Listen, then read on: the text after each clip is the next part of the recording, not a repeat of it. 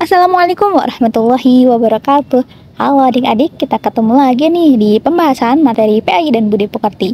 Kali ini kita masih membahas mengenai materi bab 4 kelas 10, namun bagian koperasi syariah. Selamat menyimak.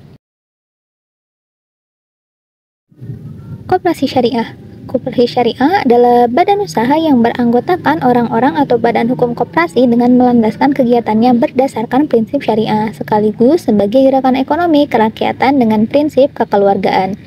Dalam pasal 1, butir 2 dan 3, Peraturan Menteri Koperasi dan Usaha Kecil Menengah nomor 16 MKUKM 9 2015 disebutkan bahwa koperasi syariah kemudian disebut dengan istilah Koperasi Simpan Pinjam dan Pembiayaan Syariah atau KSPPS dan Unit Simpan Pinjam dan Pembiayaan Syariah USPPS. Koperasi Simpan Pinjam dan Pembiayaan Syariah adalah koperasi yang kegiatan usahanya meliputi simpan pinjam dan pembiayaan berdasarkan syariah, termasuk pengelolaan zakat, infak, sedekah, dan wakaf. Koperasi syariah dikelola secara bersama-sama oleh anggotanya, di mana setiap anggota memiliki hak suara yang sama dalam pengambilan keputusan.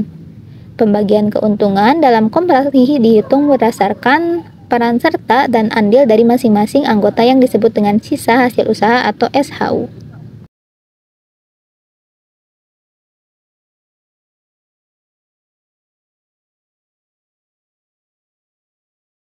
Secara sosiologis, koperasi syariah di Indonesia sering disebut dengan Baitul Mal wa At-Tamwil atau BMT. Pada kenyataannya, terdapat perbedaan antara keduanya dari segi kelembagaannya.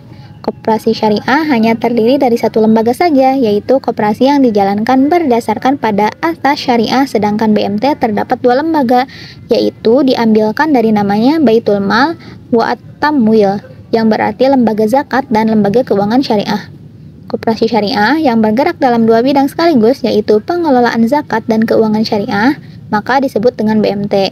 Namun, apabila koperasi tersebut hanya menjalankan usaha dalam bidang keuangan syariah saja, maka ia disebut dengan koperasi syariah. Adapun tujuan koperasi syariah untuk membantu meningkatkan kesejahteraan anggota dan masyarakat secara umum, untuk membangun perekonomian Indonesia sesuai dengan nilai-nilai dan prinsip Islam.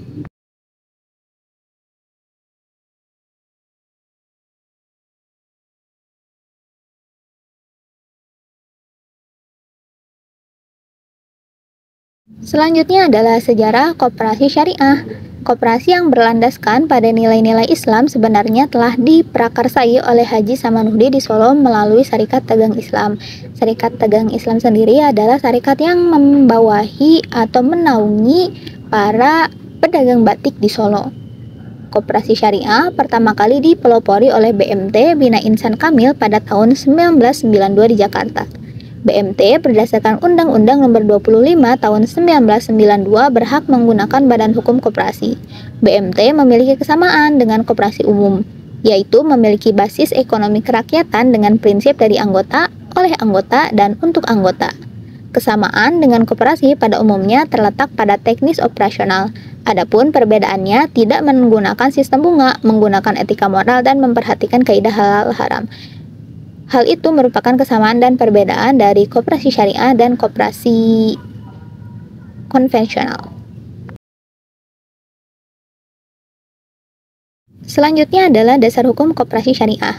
Ada 3 dasar hukum koperasi syariah. Yang pertama adalah Al-Quran dan Hadis, terutama tentang prinsip tolong-menolong atau ta'awun dan saling menguatkan atau takaful. Yang kedua, Pancasila dan UUD 1945, dan yang terakhir ada Peraturan Menteri Koperasi dan Usaha Kecil dan Menengah KUKM nomor 16 /MUKM 9/2015. Nah, di sini selanjutnya kita akan membahas mengenai kegiatan dan usaha bank syariah. Di sini banyak sekali ya adik-adik kegiatan dan usaha bank syariah sendiri. Nah, yang pertama di sini ada penghimpun dana. Penghimpun dana sendiri terbagi menjadi simpanan pokok, terbagi menjadi simpanan wajib, kemudian terbagi menjadi simpanan sukarela. Simpanan sukarelanya terbagi lagi menjadi 2, ada skema dana titipan atau wadiah, dan yang kedua ada skema dana investasi. Dan yang keempat ada investasi dari pihak lain. Kemudian setelah ada penghimpun dana, ada juga penyaluran dana, kemudian ada investasi kerjasama, Kemudian ada jual beli. Nah, jual beli ini terbagi menjadi dua, ada bai al-mudharabah dan ada bai al-istisna dan bai al-salam. Kemudian ada pelayanan jasa, ada pengalihan utang atau hawalah, kemudian ada pegadaian syariah atau rahan, kemudian ada pendelegasian, mandat, wakalah, ada penjamin atau kafalah, dan yang terakhir ada pinjaman lunak.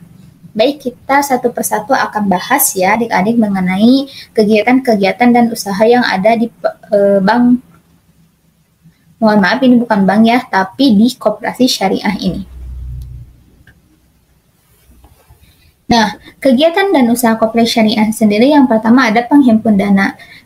Kemudian penghimpun dana ada simpanan pokok. Simpanan pokok sendiri adalah setoran awal yang merupakan modal dengan jumlah dan besaran yang sama dari setiap anggota.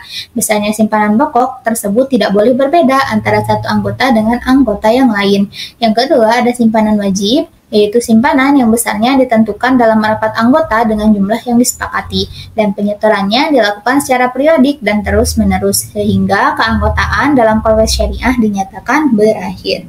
Yang ketiga, simpanan sukarela, yaitu simpanan sebagai sebuah bentuk investasi dari anggota yang memiliki kelebihan dana yang kemudian berinisiatif untuk menyimpannya di koperasi syariah. Nah, bentuk dari simpanan sukarela ini terbagi menjadi dua macam skema. Yang pertama ada skema dana, titipan atau wadiah yang dapat diambil setiap saat jika anggota membutuhkan. Dan yang kedua ada skema dana investasi yang sengaja ditunjukkan untuk kepentingan investasi dengan mekanisme bagi hasil, baik revenue sharing, profit sharing, maupun profit and loss sharing. Kemudian ada investasi dari pihak lain, merupakan suntikan dana segar dari pihak lain untuk pengembangan usaha, karena jika hanya mengandalkan simpanan pokok, simpanan wajib, dan simpanan sukarela dari anggota koperasi saja, jumlahnya masih terbatas untuk memperluas jangkauan usaha dan dari koperasi syariah. Nah, selanjutnya ada penyaluran dana. Berdasarkan pada sifat dan tujuan dari koperasi syariah, maka dana yang dihimpun dari anggota haruslah disalurkan kembali kepada anggota maupun calon anggota dengan prinsip bagi hasil. Mudharabah dan musyarakah, jual beli atau piutang mudharabah, piutang salam, piutang istisna, dan sejenisnya. Kemudian yang ketiga ada investasi dan atau kerjasama. Dalam hal melaksanakan kegiatan investasi, koperasi syariah melakukannya dengan skema mudharabah dan musyarakah. Koperasi syariah bertindak sebagai pemilik modal atau sohibul mal, dan pengguna atau anggota bertindak sebagai pelaku usaha atau mudharib. Nah, selanjutnya ada jual beli. Jual beli terbagi menjadi dua, seperti yang tadi dipaparkan secara singkat. Yang pertama ada bai al-mudharabah, yaitu jual beli yang dilakukan antara penjual dan pembeli, di mana penjual secara transparan akan menyampaikan harga perolehan barang yang sedang diperjualbelikan kepada pembeli. Yang kedua ada bai al-istisna dan bai as-salam, yaitu jual beli yang dilakukan oleh tiga pihak dengan sistem pembayaran tunai maupun diangsur. Kemudian yang kelima ada pelayanan jasa. Pelayanan jasa terbagi menjadi sewa menyewa atau ijaroh, yaitu pemindahan hak guna atau hak pakai suatu barang dengan membayar sejumlah uang sewa dan tanpa memindahkan hak milik atas barang tersebut. Kemudian yang kedua ada penitipan atau wadiah. Dapat dilakukan dalam bentuk penyediaan loker penitipan barang, penitipan sepeda motor, mobil, dan lain-lain. Nah, selanjutnya juga yang keenam ada pengalihan utang atau hawalah, yaitu jasa yang disediakan oleh koperasi syariah untuk memindahkan kewajiban pembayaran hutang anggota kepada pihak lain yang kewajibannya diambil alih oleh koperasi syariah. Yang ketujuh ada pegadaian syariah atau rohan, yaitu menahan aset dari anggota sebagai jaminan atas pinjaman yang diterimanya dari koperasi syariah, yang mana koperasi tidak menerapkan bunga terhadap pinjaman, tetapi menerapkan biaya penyimpanan terhadap aset yang dijadikan jaminan. Yang kedelapan ada pendelegasian mandat atau wakalah, yaitu jasa yang disediakan oleh koperasi untuk pengurusan SIM, STNK, atau pembelian barang tertentu di mana koperasi syariah bertindak sebagai pihak yang diberi mandat oleh anggota untuk menyelesaikan urusan tersebut, dan anggota berkewajiban membayar jasa atas wakalah tersebut. Yang kesembilan ada penjamin atau kafalah. merupakan kegiatan penjaminan yang diberikan oleh koperasi yang bertindak sebagai penjamin kepada pihak ketiga untuk memenuhi kewajiban anggotanya. Contoh, apabila ada anggota koperasi yang mengajukan pinjaman kepada bank syariah, di mana koperasi bertindak sebagai penjamin atas kelancaran angsurannya. Itu merupakan contoh dari penjamin atau kafalah. Nah, terakhir ada pinjaman lunak, yaitu pinjaman yang diberikan oleh koperasi syariah kepada anggota, di mana anggotanya hanya berkewajiban untuk mengembalikan sejumlah uang yang dipinjam, tanpa harus membayar tambahan bunga. Umumnya, dana pinjaman tersebut diambilkan dari simpanan pokok anggota. Nah, selanjutnya kita akan membahas hikmah dan manfaat koperasi syariah. Ada 7 hikmah dan manfaat koperasi syariah. Yang pertama, mendorong dan mengembangkan potensi dari setiap anggota serta meningkatkan kesejahteraan ekonomi masyarakat secara umum, berlandaskan prinsip-prinsip syariah Islam. Yang kedua, meningkatkan kualitas sumber daya manusia, terutama pengurus dan anggota koperasi syariah, agar lebih profesional, amanah, konsisten, dan konsekuen dalam menjalankan praktik-praktik ekonomi berdasarkan syariat Islam. Yang ketiga, meningkatkan perekonomian nasional yang merupakan usaha bersama berdasarkan asas demokrasi dan kekeluargaan. Yang keempat, menghubungkan penyedia dana dengan pengguna dana sehingga pemanfaatan ekonomi menjadi lebih optimal. Yang kelima, memperkuat keanggotaan koperasi sehingga saling bekerja sama dalam melakukan pengawasan terhadap operasionalisasi koperasi. Yang keenam, membuka dan memperluas lapangan pekerjaan bagi anggota dan masyarakat umum. Dan yang terakhir, membantu menumbuhkan dan